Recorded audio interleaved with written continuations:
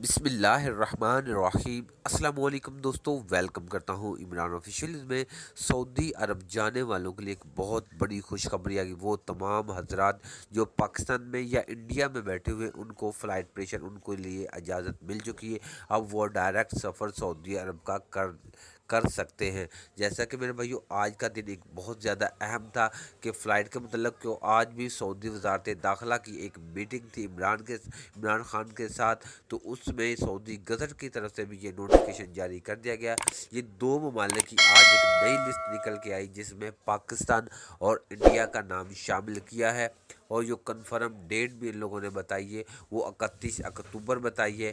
तो ये 31 अक्टूबर से पाकिस्तान और इंडिया से डायरेक्ट जद्दा के लिए और रियाद और दमाम के लिए फ़्लाइट ऑपरेशन बहाल कर रहे हैं। और PIA और इंडियन एयरलाइन का फ़्लाइट ऑपरेशन जो शेड्यूल है वो भी जारी कर दिया गया। वो आप ऑनलाइन खुद जाके चेक कर सकते हैं।